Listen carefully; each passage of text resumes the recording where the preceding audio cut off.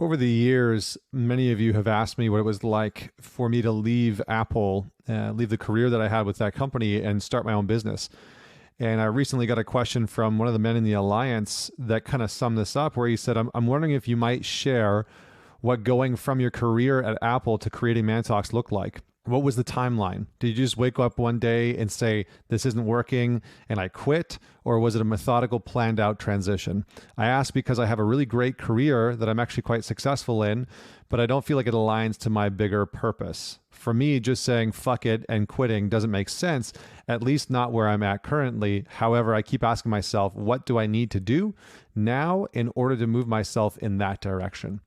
So I've had many different iterations of this over the years. I've never actually talked about it. And so I thought I would just dive into this topic a little bit. So, I was fortunate years ago to work with Apple. I consider them to be an incredible company. I mean, they're one of, I think, the biggest company in the world. I think they're the single largest company in the world, and they employ some absolutely amazing people. And for me, at the time, I joined Apple because I wanted to learn about business. I wanted to work with some people that really understood the foundations of what makes a business function and be inside of the inner workings of a high functioning business to see what it actually took. And so I was fortunate enough to work with people that had MBAs from some of the best schools in the world and experience with Fortune 500 companies. And so I didn't leave the company because I didn't like the people that I worked with, and I didn't leave the company because I didn't like the company. I thought the company was amazing, and I still do. I question some of the things that they do here and there, but I do think that overall they're a phenomenal company, and they develop incredible products. Again, for the most part. But I left the company because I'd always kind of felt this pull towards creating my own business, towards being an entrepreneur in some capacity. And I never really knew what that would look like. And I think for a period of time, I actually lacked the confidence and the belief that I could do it. And so part of my working at Apple was twofold. One, I wanted to get a handle on what it was like to be inside of a great company and to immerse myself in that and kind of get a degree in business experientially. And two, I had made this sort of contract with myself that if I could work at a company that I really respected, that I really enjoyed, and I still felt the pull to start my own business, that I would do that. And so it was about a year and a half into working with Apple, after a few promotions, I really got to immerse myself within the company, that I started my own business. And it wasn't I quit and just went off and started my own business. I was quite methodical in some ways. And so I'm going to share some of the basic things that allowed me to leave my job, because the job that I left was, it was the highest paying job that I'd ever had. It was more money than I ever expected myself to make. And it was with a company that I really respected and admired. So that might not be your case. It might not be the case of the individual that wrote me this question.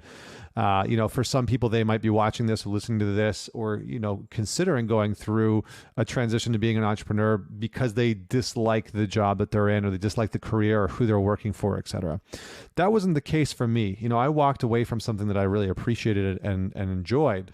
But I walked away because I knew that there was something more for me to do. There was something in me that really wanted to give entrepreneurship a try, to start my own business and to work for myself. And so the planning that I'm going to describe here is what I call building your runway. Building your runway is really for the type of individual that is thinking about leaving their job, transitioning out, which, by the way, something like 65% of Americans right now have reported that they're looking for other employment or looking at starting their own business. So this may be like good timing for this video. You might actually know somebody, so you might want to share it with them. But for me, it was about building the runway, because I knew that who I was not somebody that thrives by jumping off a cliff and needing to build the parachute on the way down. Some people really get off on that. Some people are really gifted at it and skilled at it. And I just knew that that wasn't me. I knew that if I quit my job and I had, 3 months of savings or 6 months of savings, and I had no business in place, that it probably wasn't enough time for me to build that business realistically in a manner that allowed me to do it robustly, to do it with pride and excellence, and to do it in a manner where I could contribute the fullest of what I had to offer. I knew that if I just quit my job and pieced out, even if I had a good amount of savings in the bank, I'd probably be pretty stressed out in trying to build that business, and I would feel the pressure to want to go back to the company that I was working for. And so I intentionally built a bit of a runway so that when I left Apple, I had a thriving business in place. And my goal was to have my company earning me as much as my salary. And so that was a pretty hefty price tag to put on it at the time, because I was making good money at Apple, but I thought that it was possible. So the first thing for me in building the runway was developing a test phase. It was me playing around in this space, because when I launched ManTalks, it was like 2013. Not a lot of these conversations were happening. There weren't a ton of organizations for men. There weren't a lot of events happening that were focusing in on, being a better father, a better husband, a better business leader, or just bettering yourself as a man in any way, shape, or form. So I kind of wanted to test the market and see, is this something? Was there interest in what I was going to do? And was I the person to do it? Because those are two very different things. You might have this great idea for a product or a service, and you might not be the person to build it or create it or bring it to market. You might actually need to partner with somebody. And so I was curious about, is there interest in this, and am I the right person to bring it to market? So that was the test phase. That took about 6 months. And I started that while I was working at Apple. I put on my first event, and it went really well, and there was a huge amount of interest. And the second event had a huge amount of interest. And so I put on a few more events. I started to have mastermind groups within the Vancouver area that I was living in. And I started to see, actually this business model is viable, it's workable, there's a good amount of interest for it, and people seem to respond to me being the one to bring it to market. So that was the test phase. The next phase was the build out phase. So once I kind of tested out the service and what we were offering and what we were doing and what the business model was, then I went into a build phase of probably about 6 to 12 months of opening up events in different cities around North America and starting to build out the brand, build out the reputation, marketing, getting media spots and sponsors and all those types of things to elevate the brand itself and elevate the work that I was doing. And again, that was probably about another 6 to 12 months. Next was prepping for the exit. So once I had tested it, once I started to build it out, the business was starting to work. And again, I was still working at Apple. I was putting in 50 hours plus a week at Apple, and I was probably working 30 to 40 hours a week on ManTalks. And so it wasn't easy. I really immersed myself in doing this.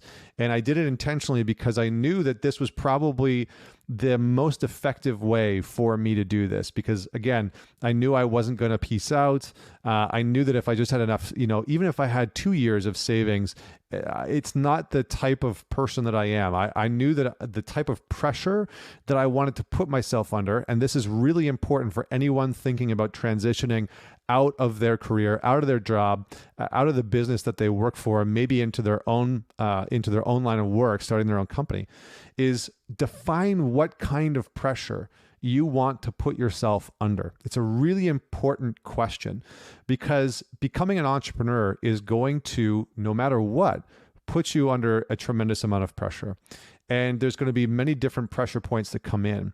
And so the best thing that you can do is to start to learn what kind of pressure you thrive under. For some people, they truly do thrive in the last minute, build your parachute after jumping on the cliff on the way down kind of environment where they can quit a job. And in the span of 2 or 3 months, they'll have built a very robust business.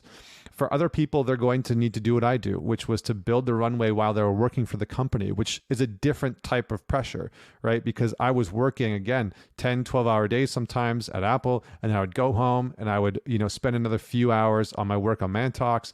On the weekends, I would work pretty much all weekend. So I was working 7 days a week. And it was a lot, it was a lot. And there was a tremendous amount of pressure on me in that moment. I still had family and a relationship going, and I was, balancing all those parts, health and wellness, et cetera.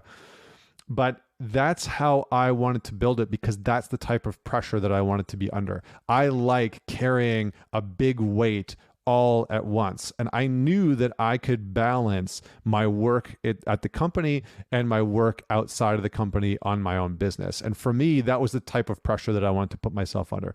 So how I prepped for the exit was I started to look at, okay, how much money does my business have in the bank? How much is it earning on a monthly basis? How much can I start to pay myself? How much are my employees making? And I started to create a bit of a P&L, profit and loss statement, and look at, okay, if I was to leave my job in 6 months or a year, realistically, can I sustain myself? Can I pay myself the salary that I'm making right now at Apple? Do I need to take less? Can I take more? That kind of stuff. And so that preparation for the exit was really about making sure that the business itself was operating in a way where I felt comfortable leaving what was, a very good, high-paying job with a very reputable company and with a very clear career path. Like, I had a very good career path ahead of me, and I knew that. And so I had to make sure that what I was leaving, that I was going to step into something that, not that it had all the safety in the world or all the security in the world. There was no guarantee that my business was going to work out. And there were certainly a few moments where my business almost didn't work out. And that's probably for a different podcast. But prepping for my exit was really about defining the timeline on when I could exit and what my business needed, what I needed personally and professionally, financially, and then working towards that exit. And then last was being a full-time entrepreneur, stepping out of my career and into my business full-time. And that transition happened in 2015. So again, I've been doing this for about 7 years now, full-time, 9 years in total. And stepping out into the organization full-time and doing what I'm doing full-time, there was still a lot of variables that came into place. First and foremost, normally my day was scheduled. When I worked for Apple, it was a very clear infrastructure. And so I stepped out into a business where suddenly I got to make my own schedule. And that might seem like a great thing, but for somebody like me who growing up had ADD and, wasn't very organized, still organization is a thing for me. That was a big struggle. So I stepped out, and this is why it's the final phase, is because even when you start your business, even if you've built up this runway, even if your business is making money, and you leave your company and step out into this, thriving business, you're still going to face adversity.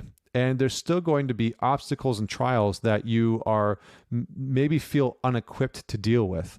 And so the biggest piece with me stepping out into my business was that I had built not only a really good team around me, but I'd built a really good community of professionals and entrepreneurs around me that could give me feedback, that could support me, that could give me guidance. And that was arguably one of the most important pieces as I stepped out into my business. And that's actually why I started the Man Talks Alliance. In many ways, I wanted to continue to develop the community that had supported my exiting my career and stepping into my business. So those are some of the steps. Again, what I can't emphasize enough is build your runway. If you're the type of individual, set some very clear goals, right? SMART goals for yourself. So specific, measurable, attainable, realistic, and time-bound. You can look that up. The time-bound was the most important piece for me. So I set these 6-month markers, right? 6 months to create a test phase, 6 months to kind of see, is this the right product or service? Are people going to take to it? Is there an interest in it? Am I the person to do it? Then to start to build, again, another 6 to sort of 8 months to see if I can scale it to something that's sustainable for me and for my family and for the life that I wanted to live. And then prepping for the exit. So, giving my notice at my job, starting to prepare to pay myself a salary, paying myself a salary from my company to make sure that it can fit in with the profit and loss with the business, and then stepping into full-time entrepreneurship and leaving the company behind. And so, So I hope that you enjoy those steps. I hope that this was helpful for you. If you have any follow-up questions, feel free to DM me, message me on Instagram, or you can comment if you're watching this on YouTube on the video below. Don't forget to subscribe. Don't forget to comment. Don't forget to like on whatever you're listening to this show on. And until next week, this is Connor Beaton signing off.